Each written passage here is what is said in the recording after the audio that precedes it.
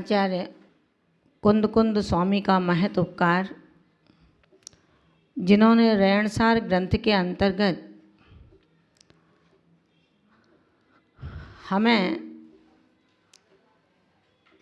अंतरात्मा, परमात्मा, सम्यक दर्शन, ज्ञान आदि का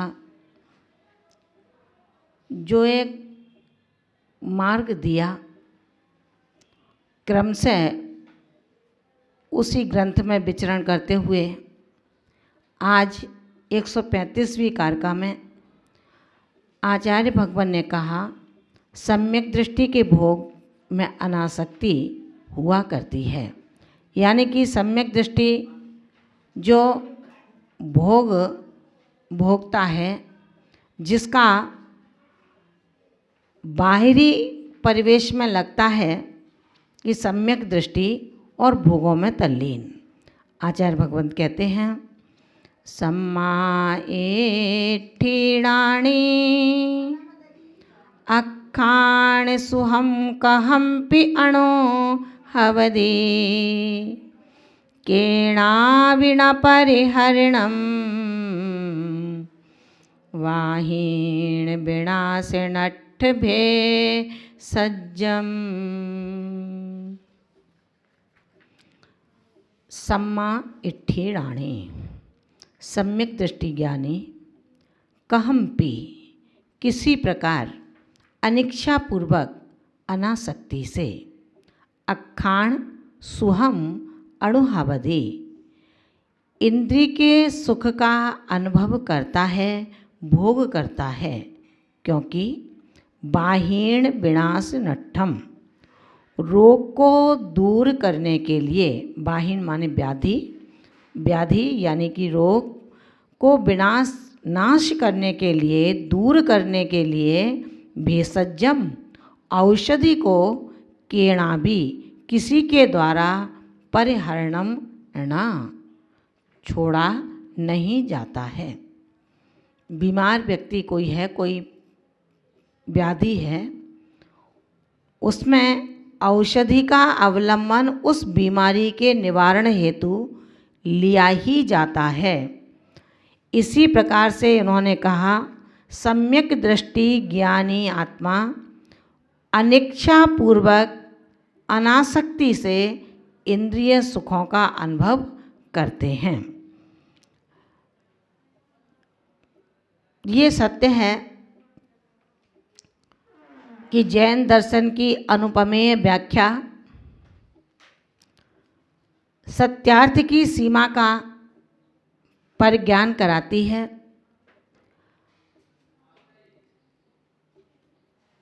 मल से भरा हुआ घट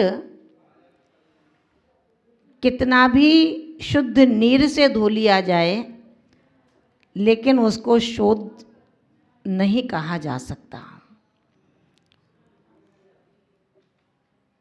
गंदगी से भरा हुआ मन कितना भी शोधन कर लिया जाए, लेकिन उसको शोधा नहीं जा सकता। यदि मन का स्वामी यानी कि वो आत्मा चाहे तो अपने मन को वशीकरण करके, अपने मन को वश में करके, जो दूसरों के उपदेश से कभी भी अपने आप को दोषी नहीं स्वीकार करता, वो आत्मा स्वयं में यदि बोध को प्राप्त हो जाता है तो क्षण नहीं लगता और वो स्वयं बुद्ध भी बन जाया करता है। आचार्य भगवंत कहते हैं, घट का मल और घोड़े की लीद, ये दोनों ऐसी चीज़ें हैं, अगर घोड़े की लीद इतनी चमकती है, उसको आपने चमकदार वस्तु कोई रत्न हीरा समझ लिया और हाथ में उठा लिया, तो उसकी दुर्गंध साबुन की टिक्की पूरी हो सकती है, लेकिन उसकी दुर्गंध नहीं जा सकती।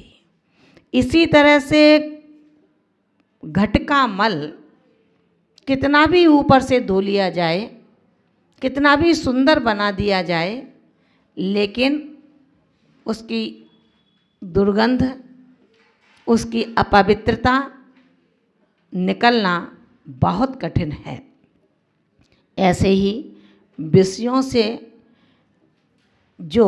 विषयों के मल से जो मन दूषित है, आत्मघट को शोधन करने के लिए, आत्मघट को संभालने के लिए, आत्मघट को पवित्र करने के लिए मुझे उस नीर की आवश्यकता नहीं है, वरन महावीर के वाणी रूपी नीर की निहायत जरूरत है। आचार्य भगवंत कहते हैं, ठीक उसी प्रकार जैसे एक योग्य वैद्य विष का शोधन करके औषधि में मिश्रित करके जहर को औषधि रूप बना देता है। विष को अगर खा लिया जाए डायरेक्ट तो मृत्यु सुनिश्चित है, लेकिन एक योग्य वैद्य उसी विष को शोधन करके जब औषधि में मिश्रित करके उसको जहर को भी औषधि रूप योग्यता प्रदान कर देता है, ठीक इसी प्रकार सम्यक दृष्टि ज्ञानी आत्मा अपने परिणामों से अपने परिणामों का ही शोधन करके निज आत्मा का घट परम पवित्र करके उस बहिरात्मा से अंतरात्मा और अंतरात्मा से परमात्मा की श्रेणी से जोड़ देता है। और इसीलिए कहा गया है कि कमल में जो कमल पत्र है वो कीचड़ में जरूर है, लेकिन कमल ऊर्ध्वमुखी है। बहिरात्मा बहिर्मुखी है, अंतरात्मा अंतर्मुखी है और परमात्मा ऊर्ध्वमुखी है। कभी फुर्सत मिले तो तीनों आत्माओं को अवलोकन करना, यानी कि एक आत्मा के ही ये तीन पन हैं। जैसे एक जीव के तीन पन बाल अवस्था, युवा अवस्था और वृद्धावस्था, वो आत्मा जब बाल अवस्था से गुजर रहा है, तत्वों पर द्रव्यों पर श्रद्धा नहीं है, तब वो बाल आत्मा है, यानी कि बहिरात्मा है। वही आत्मा जब अपने आप का शोधन शुरू कर देता है, वही आत्मा अब बाल से उभरकर युवा आत्मा बन जाता है, यानी कि अंतरात्मा हो जाता है। आचार्य भगवंत कहते हैं, सम्यक दृष्टि जीव जिनेन्द्र देव के चरण कमलों की भक्ति से जो सम्यक्त को प्राप्त किया, उसके कारण इंद्रिय सुखों में लिप्त नहीं होता है। सम्यक दृष्टि जीव धात्री के समान धाय जो बच्चे का पालन पोषण करती है, असतीनाथ यानी कि जिसका कोई नाथ ना हो, जिस महिला का कोई नाथ ना माना हो उसने, यानी कि पर पुरुषों से भी लिप्त है, ऐसा आत्मा, ऐसा पुरुष उसको पत्नी तो मानता है, लेकिन उस पत्नी की तरफ से उसकी उपेक्षा दृष्टि होती है, उससे कोई लगाव नहीं होता। कमलिनी का पत्र जल में स्थित रहता है, लेकिन फिर भी जल से रचा पचा नहीं होता। जली हुई रस्सी रूप दिखाई देती है, लेकिन वो रस्सी कार्यकारी नहीं होती। इसी तरह रस्सी के समान राज्य का उपभोग करता हुआ भी वो सम्यक दृष्टि ज्ञानी आत्मा पापी नहीं होता। जिस प्रकार दाह बालक का लालन पालन करती है, अपने सब कुछ दूध पिलाएगी, कपड़े पहनाती है, सब कुछ करती है, लेकिन उसको ये पता है ये बच्चा मेरा नहीं है। इसी प्रकार जो पुरुष अपनी दुष्चरित्र स्त्री से संबंध रखता हुआ भी उससे विरक्त रहता है, इसी प्रकार से जो भीतर अत्यंत अपने आप में परमार्जन करके अपने परिणामों को निरंतर मांझता रहता है, बाहरी परिवेश में दिखाई देता है कि इंद्रिय सुखों का उपभोग कर रहा है, लेकिन अंतरंग में जितना बाहर हमें भोगों से लिप्त दिखाई देता है वो अंतरंग में उतना ही निर्लिप्त हुआ करता है। अतः वो किसी भी स्थिति में पापी नहीं कहला सकता। ज्ञानी आत्मा किंचित भोगों को भोगता है, लेकिन कैसे? अनासक्ति रूप से।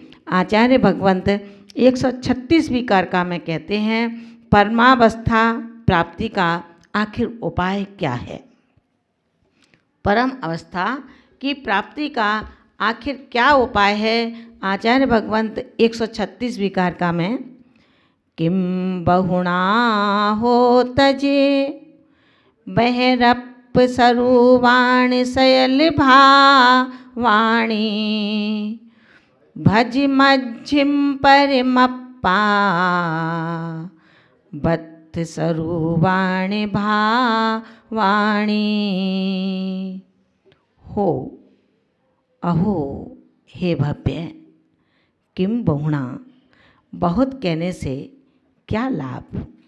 बहिरप सरुवाणी बहिरात्म स्वरूप, सयल भावाणी तज सकल भावों को छोड़, तथा मध्यम परमप्पा मध्य मात्मा, जो मध्यम परमप्पा यानी कि मध्यम आत्मा परमात्मा के बद्ध स्वरूपाणी वस्तु स्वरूप भावाणी भावों को भज यानी कि स्मरण कर, सुमरन कर।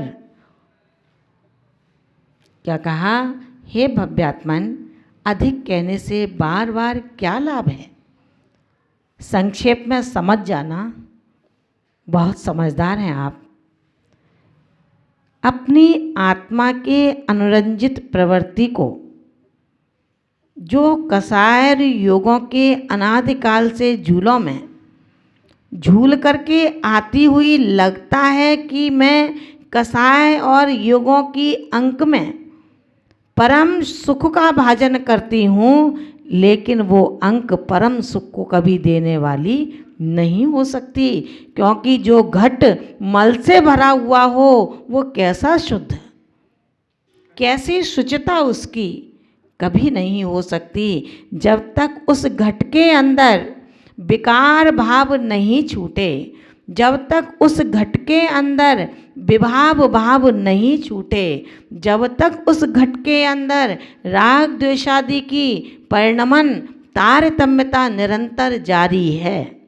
आचार्य भगवंत कहते हैं वो कैसा मध्यम आत्मा, कैसा परमात्मा, वस्तु स्वरूप को समझना पड़ेगा। समझ ले, एक बार समझ ले। अगर वस्तु स्वरूप का विश्लेषण तुम्हारे विभाव भावों में एक बार आ गया तो सच कहते हैं विभाव का भी निकल जाएगा, केवल स्वभाव रह जाएगा। अपने को चाहिए क्या? आचार्य भगवान कहते हैं, तीर्थंकर महावीर की देशना में कहा गया, नर तू ही नारायण है, साधारण इंसान नहीं। तू ही प्रभुता, तू ही प्रभु है, अन्यत्र कहीं भगवान नहीं। कहाँ भटकता है? कौन से भगवान के पास जाएगा? ये भगवान जो मंदिर में हैं, ये भगवान तो केवल इसलिए हैं कि तू भी समझ जा कि तू भी वही है जो ये है।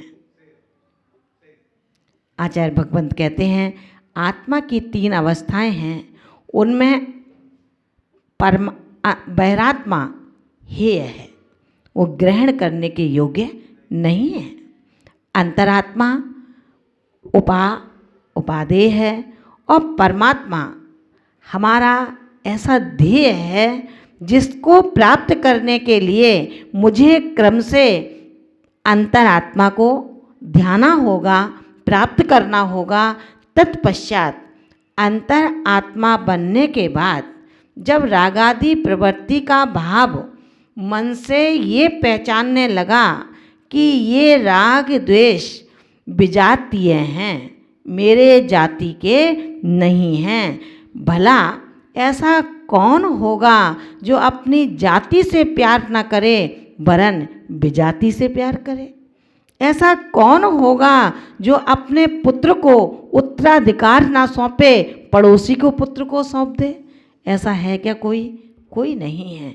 जब एक तीर्थंकर के चरणों में दीक्षित होने वाली आत्मा गणधर संज्ञा को प्राप्त होती है, दूसरे तीर्थंकर के दीक्षित मुनिराज, उनके चरणों में दीक्षित मुनिराज अगर दूसरे तीर्थंकर के चरणों में बैठे हैं तो याद है ना, भगवान महावीर के समवशरण में भी भगवान पार्श्वनाथ के काल में उनके चरणों में दीक्षित मुनिराज मौजूद थे, लेकिन दिव्य ध्वनि नहीं खिली। क्यों? उत्तराधिकारी तो स्वयं का होता है, दूसरे का दत्तक पुत्र उत्तराधिकारी नहीं बन सकता। आचार्य भगवंत कहते हैं उस आत्मा को ध्याने के लिए आप अंतरात्मा के उपायों के द्वारा परमात्मा को स्वीकार करें, अपनावें और बहिरात्मा को छोड़ दें।